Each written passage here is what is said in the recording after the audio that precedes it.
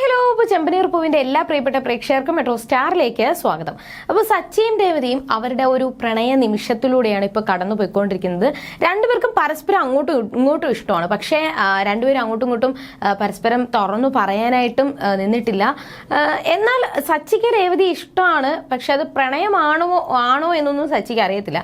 അപ്പോൾ അവരുടെ ആ ഒരു ജീവിതം സന്തോഷത്തോടെ മുന്നോട്ട് പോകണം, അവരുടെ ആ ഒരു പ്രണയം വീണ്ടും പ്രണയം തുടങ്ങണം, അവരുടെ ജീവിതം നല്ല സന്തോഷത്തോടെ പോകുന്നതെല്ലാം കാണണം എന്നൊരു ആഗ്രഹത്തിലാണ് രവീന്ദ്രൻ അവരെ എല്ലാവരെയും അച്ഛമ്മയുടെ വീട്ടിലോട്ട് പറഞ്ഞയച്ചത്. അപ്പോൾ അച്ഛമ്മയുടെ വീട്ടിൽ എത്തിയ ശേഷം എന്തായാലും സച്ചി അച്ഛമ്മ എന്ത് പറഞ്ഞാലും കേൾക്കും. സച്ചി തൻ്റെ അച്ഛമ്മയെ അത്രത്തോളം ഇഷ്ടപ്പെടുന്നുണ്ട്.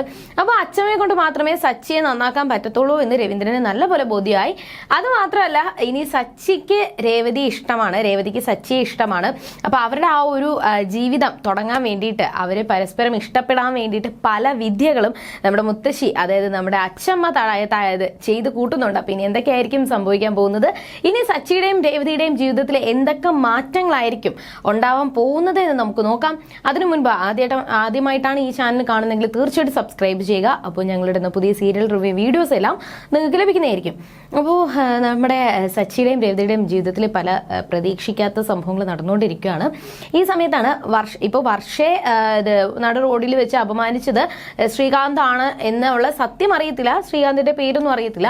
അറിയാതെയാണ് ശ്രീകാന്തിനെ റെസ്റ്റോറൻറ്റിൽ നല്ല സ്പെഷ്യൽ ഡിഷിന് വേണ്ടിയിട്ട് ഓർഡർ കൊടുക്കുകയും അങ്ങനെ ഒരു ഡിഷ് വർഷയ്ക്ക് തൻ്റെ അസിസ്റ്റന്റ് കൊണ്ടു കൊടുക്കുന്നുണ്ട്. അപ്പോൾ ആ ഡിഷ് കഴിച്ചപ്പോൾ തന്നെ വർഷയ്ക്ക് ഒരുപാട് ഇഷ്ടപ്പെട്ടു. കാരണം നല്ല ടേസ്റ്റുള്ള, ഇതുവരെ നമ്മൾ ഇങ്ങനെ ദോശയിൽ പല പല വെറൈറ്റീസ് നമ്മൾ ട്രൈ ചെയ്തിട്ടുണ്ടെങ്കിലും ദോശയിൽ ഷവർമ ട്രൈ ചെയ്യുന്നത് ആദ്യമായിട്ടാണ്. അപ്പോൾ അതുകൊണ്ട് ഒരുപാട് ഇഷ്ടപ്പെട്ടു. അങ്ങനെ ശ്രീകാന്തിനെ വിളിച്ച് സംസാരിക്കുന്നുണ്ട്, തൻ്റെ ഡിഷ് ഇഷ്ടപ്പെട്ടു എന്നും ഇതുപോലത്തെ ഡിഷ് ഇനിയും എനിക്ക് വേണം എന്ന് പറഞ്ഞ് നമ്പർ മേടിക്കുന്നുണ്ട്. അങ്ങനെ ശ്രീകാന്ത് നമ്പർ കൊടുക്കുന്നുണ്ട്. അതിൻ്റെ കൂടെ തന്നെ തൻ്റെ ഭാര്യ ഒരുപാട് ഭാഗ്യം ചെയ്തവളാണ്, ഇങ്ങനെ ഒരു ഭർത്താവിനെ കിട്ടിയത് കൊണ്ട് ഒരുപാട് പുതിയ പുതിയ ഡിഷ് കഴിക്കാമല്ലോ. അപ്പോഴാണ് ശ്രീകാന്ത് പറയുന്നത് തനിക്ക് കല്യാണം കഴിഞ്ഞിട്ടില്ല, ഇനി കല്യാണം കഴിയുമ്പോൾ നോക്കാമെന്ന്. അങ്ങനെ പിന്നെ അവരൊരു സൗഹൃദം, അവരുടെ ഇടയിൽ ഒരു സൗഹൃദം തുടങ്ങുന്നുണ്ട്. അങ്ങനെ ആ ഒരു സംസാരങ്ങളൊക്കെ ഇങ്ങനെ നിൽക്കുന്ന സമയത്ത് നമ്മുടെ ശ്രുതിയുടെ ആ ഒരു ചതിയൊക്കെ ഇങ്ങനെ മുന്നോട്ട് പോയിക്കൊണ്ടിരിക്കുകയാണ്. എന്തായാലും രവീന്ദ്രനെ പറ്റിക്കുക, അല്ലെങ്കിൽ ശ്രുതിയുടെ ജീവിതത്തിലോട്ട് കടന്നുപോയതിനു ശേഷം തൻ്റെ സ്വപ്നങ്ങളെല്ലാം നിറവേറ്റുക എന്നുള്ള ഒരു ലക്ഷ്യത്തിനാണ് നമ്മുടെ ശ്രുതി നിൽക്കുന്നത്. അങ്ങനെ കൂട്ടുകാരിയുമായിട്ട് സംസാരിക്കുന്നതിൻ്റെ ഇടയിൽ ഒരു കോളിംഗ് ബെൽ അടിക്കുന്നുണ്ട്. അപ്പൊ അത് ആരാണെന്ന് പോയി ശ്രുതി നോക്കുമ്പോഴാണ് സുധിയാണ് എന്ന് മനസ്സിലാവുന്നത്. സുധി അകത്തോട്ട് കയറ്റി ഇരുത്തുന്നുണ്ട്. പക്ഷെ സുധിയുടെ മുഖവും ആ ഒരു സംസാരമൊക്കെ കണ്ടപ്പോൾ ശ്രുതിക്ക് മനസ്സിലായി എന്തോ ഒരു പന്തികേടുണ്ട്, സാധാരണ ഇങ്ങനെ അല്ലല്ലോ, പെട്ടെന്ന് എന്തോ ഒരു പ്രശ്നം ഉണ്ടെന്ന് മനസ്സിലായി. അങ്ങനെ സുധിയോട് കാര്യങ്ങൾ തിരക്കുമ്പോഴാണ് കാര്യങ്ങൾ പറയുന്നത്. ഓഫീസിൽ നടന്ന സംഭവങ്ങളൊക്കെ പറയുന്നുണ്ട്. എന്നിട്ട് തൻ്റെ ജോലി നഷ്ടപ്പെട്ടു എന്നുള്ള ഒരു കാര്യവും കൂടി ശ്രുതി പറയുന്നുണ്ട്. അപ്പോൾ ആദ്യം സുധി വിചാരിച്ചത് തന്നെ വഴക്ക് പറയും, അല്ലെങ്കിൽ തന്നോട് ദേഷ്യപ്പെടും എന്നാണ്. എന്നാൽ ഇത് കേട്ട ഉടനെ തന്നെ ശ്രുതി ഭയങ്കരമായിട്ട് പൊട്ടിച്ചിരിക്കുകയും അത് കഴിഞ്ഞതിന് ശേഷം പറയുന്നുണ്ട്, കുഴപ്പമില്ല, സാരമില്ല, നമുക്ക് എന്തായാലും വേറൊരു ജോലി നോക്കാം, ഈ ഒരു ജോലി ശ്രുതിക്ക് ഇഷ്ടപ്പെട്ടില്ല എന്നുണ്ടെങ്കിൽ വേണ്ട, നമുക്ക് വേറൊരു ജോലി ട്രൈ ചെയ്യാം. അപ്പോൾ തൻ്റെ അമ്മയ്ക്ക് അച്ഛനും ഇത് അറിഞ്ഞു കഴിഞ്ഞാൽ ഒരുപാട് സങ്കടമാവും. അപ്പോൾ ഇനി എന്ത് ചെയ്യും? ശ്രുതി പറയുന്നുണ്ട്, നീ എന്തായാലും ഈ ഒരു കാര്യം വീട്ടുകാരോട് പറയണ്ട, അവരെയും കൂടി സങ്കടപ്പെടുത്തണ്ട, എന്തായാലും ഈ ഒരു കാര്യം മറച്ചു വെച്ചേരെ. പക്ഷേ എന്നും ജോലിക്ക് പോവാത്ത കാര്യം ചോദിക്കുമ്പോൾ ഇത് ഒന്നും പറയേണ്ട ആവശ്യമില്ല, നേരെ ജോലിക്കാണെന്നും പറഞ്ഞ് ഇറങ്ങിയതിന് ശേഷം എൻ്റെ പാർലറിൽ വന്നിരുന്നാൽ മതി, അത് കഴിഞ്ഞ് നമുക്കൊരു നല്ലൊരു ജോലി സെറ്റ് ആവുമ്പോൾ അങ്ങോട്ട് പോകാം, അപ്പോൾ ഈ വിവരങ്ങളെല്ലാം അവരെ അറിയിച്ചാൽ മതി എന്ന് ശ്രുതി പറയുന്നുണ്ട്. അങ്ങനെ ശ്രുതിയെ സമാധാനിപ്പിക്കാൻ വേണ്ടി ശ്രമിക്കുന്നുണ്ട്. അപ്പോൾ ശ്രുതി പറയുന്നത് തൻ്റെ അമ്മയോട് പോലും അപ്പോൾ ഈ കാര്യം പറഞ്ഞു കഴിഞ്ഞാൽ അമ്മയും ഒരുപാട് ദേഷ്യപ്പെടും, അപ്പോൾ തന്നെ മനസ്സിലാക്കിയ ഒരാൾ നീ മാത്രമാണ് എന്നുള്ള രീതിയിൽ അവിടെ ശ്രുതി സംസാരിക്കുകയും ശ്രുതിയെ ഒരുപാട് വിശ്വസിക്കാനും ഒരുപാട് സ്നേഹിക്കാനും തുടങ്ങിയിട്ടുണ്ട്. എന്നാൽ തൻ്റെ കൂട്ടുകാരി ശ്രുതിയോട് പറയുന്നുണ്ട്, നീ ഒരിക്കലും ഇങ്ങനെ ചെയ്യാൻ പാടില്ല, അല്ലെങ്കിൽ നീ ഇങ്ങനെ പോകുന്തോറും ഈ ഒരു കാര്യം സുധിയിൽ നിന്ന് നീ സുധിയോട് ഇങ്ങനെ കാണിക്കുന്നത് ശരിയല്ല, അവൻ ചെയ്ത തെറ്റിന് അവന്റെ നാക്കാണ് പ്രശ്നം, അപ്പൊ അവനോട് നീ ദേഷ്യപ്പെടുന്നതിന് പകരം നീ എന്തിനാ അവനോട് സോഫ്റ്റ് കോർണർ കാണിക്കുന്നത് എന്ന് ചോദിക്കുമ്പോൾ ശ്രുതി പറഞ്ഞത് എന്റെ ജീവിതത്തിൽ നടന്ന സംഭവങ്ങൾ ഇതുവരെയും സുധിക്ക് അറിയത്തില്ല, ആ ഒരു കാര്യങ്ങൾ സുധി അറിഞ്ഞു കഴിഞ്ഞാൽ വലിയൊരു ഭൂകമ്പം തന്നെ സംഭവിക്കും. അപ്പൊ അതുകൊണ്ട് തന്നെ അതോ ഇപ്പോഴേ ഒന്ന് കുറച്ച് തഞ്ചത്തിലൊക്കെ സംസാരിച്ച് അവനെ കയ്യിലെടുത്ത് കഴിഞ്ഞാൽ പിന്നെ ആ ഒരു സംഭവം അറിയുമ്പോൾ പിന്നെ വേറെ പ്രശ്നമില്ലല്ലോ എന്നാണ് ശ്രുതി വിചാരിക്കുന്നത്. അങ്ങനെ ശ്രീകാന്തിന്റെയും സുധിയുടെയും ജീവിതത്തിൽ നമ്മൾ പ്രതീക്ഷിക്കാത്ത അപ്രതീക്ഷിത സംഭവങ്ങൾ നടന്നുകൊണ്ടിരിക്കുമ്പോൾ അതുപോലെ തന്നെ നമ്മുടെ രേവതിയുടെയും സച്ചിയുടെയും ജീവിതത്തിലും നമ്മൾ പ്രതീക്ഷിക്കാത്ത അപ്രതീക്ഷിത സംഭവങ്ങൾ നടന്നുകൊണ്ടിരിക്കുകയാണ്.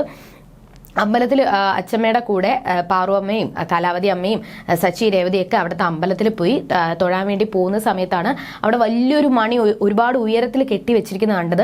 അതിലെല്ലാവരും പോയി മണി അടിക്കുന്നുണ്ട്. അപ്പോൾ രേവതി അത് തനിക്കും അത് മണി അടിക്കണം എന്ന ആഗ്രഹം കൊണ്ട് പെട്ടെന്ന് അച്ഛമ്മയോട് പറഞ്ഞിട്ട് അത് മണി അടിക്കാൻ വേണ്ടി പോവാണ്. എന്നാൽ താൻ ഒരുപാട് ചാടി അടിച്ചെങ്കിൽ പോലും അത് എത്തുന്നില്ല, ഒരുപാട് ചാടുന്നുണ്ട്. അപ്പോൾ ഇത് കണ്ടിട്ട് സച്ചിക്ക് ഒരുപാട് ചിരിയാണ് വന്നത്. അപ്പോൾ കലാവതി അമ്മ പറയുന്നുണ്ട്, അവളെ നീ എടുത്തു പൊക്കി ആ ഒരു മണി അടിക്കാൻ വേണ്ടിയിട്ട് സഹായിക്ക്. അപ്പൊ സച്ചി അത് പറ്റത്തില്ല, എന്തായാലും അവൾക്ക് ഞാനൊരു കസാര എടുത്തിട്ട് കൊടുക്കാം എന്ന് പറഞ്ഞ് സച്ചി ആ ഒരു കസാര എടുക്കാനായിട്ട് പോകുന്നുണ്ട്. എന്നാൽ സച്ചിയും രേവതിയും ഒരുമിച്ചല്ല, അല്ലെങ്കിൽ സച്ചിയും രേവതിയും ഇതുവരെയും ഒന്നിച്ചല്ല. അങ്ങനെ അവയെ കുടുംബജീവിതം തുടങ്ങിയിട്ടില്ല. അത് തുടങ്ങാത്തത് കൊണ്ടാണ് രേവതിയെ എടുത്തുയർത്താൻ വേണ്ടിയിട്ട് സച്ചി തയ്യാറാവാത്തത് എന്ന് പാറുവമ്മ പറയുന്നുണ്ട്. അപ്പൊ ഇതിലൊരു മാറ്റം വരുത്തണം, സച്ചിയും രേവതിയും ഒന്നിക്കണം, അപ്പോൾ നീ എന്തായാലും എന്റെ കൂടെ നിന്നാ മതി എന്ന് പറഞ്ഞിട്ട് സച്ചി കേൾക്കെ നമ്മുടെ കലാവതിയമ്മ പറയുന്നുണ്ട്, സച്ചിക്ക് ആരോഗ്യമില്ല, അല്ലെങ്കിൽ സച്ചിക്ക് ഒരു എടുത്തുയർത്താനുള്ള ശക്തിയില്ല, അതുകൊണ്ടാണ് നീ എന്തായാലും അങ്ങനെ പറയുന്നു എന്നൊക്കെ പറഞ്ഞ് പാറുവമ്മ പറഞ്ഞ രീതിയിൽ സച്ചിക്ക് ശക്തിയില്ലാത്ത രീതിയിൽ അവിടെ സംസാരിക്കുന്നുണ്ട്. അപ്പൊ ഇത് കേട്ടിട്ട് സച്ചി വന്നിട്ട് എന്താ അച്ഛമ്മ എന്താ കാര്യം എന്ന് ചോദിക്കുമ്പോഴാണ് പറയുന്നത്, പാറുവമ്മ പറഞ്ഞു, രേവതി എടുത്ത് ഉയർത്താൻ പറ്റാത്തത് നിനക്ക് ശക്തി ഇല്ലാത്തത് കൊണ്ടാണ്, നിനക്ക് ആ ഒരു അത്രയും ഭാരം പോലും എടുത്ത് ഉയർത്താൻ പറ്റാത്തത് കൊണ്ടാണ് എന്നുള്ള രീതിയിൽ സച്ചിയെ കളിയാക്കുന്നുണ്ട്. അപ്പൊ സച്ചി ഈ ഒരു വാശിയിൽ എന്തായാലും ഞാൻ രേവതി എടുത്ത് ഉയർത്തി കാണിച്ചു തരാം എന്ന് പറഞ്ഞ് രേവതി എടുത്ത് പൊക്കി ആ ഒരു മണി അടിച്ച് കാണിച്ചു കൊടുക്കുന്നുണ്ട്. അങ്ങനെ ആ ഒരു സച്ചി എടുത്ത് ഉയർത്തി ആ ഒരു സന്തോഷത്തിലെ രേവതിയും ഒരുപാട് വട്ടം മണിയൊക്കെ അടിക്കുകയും പിന്നെ അവർ അങ്ങോട്ടും ഇങ്ങോട്ടും മുഖാമുഖം കണ്ണോട് നോക്കുകയും പിന്നെ അവര് സന്തോഷത്തോടെ ഇറങ്ങി വരുന്നുണ്ട്. അങ്ങനെ ആ ഒരു അമ്പലത്തിൽ തൊഴുതതിന് ശേഷം നമ്മുടെ സച്ചി ആരോ ഒരു ഫ്രണ്ട് വന്നപ്പോൾ ഫ്രണ്ടിനെ കണ്ട് സംസാരിച്ചുകൊണ്ടിരിക്കുവാണ്.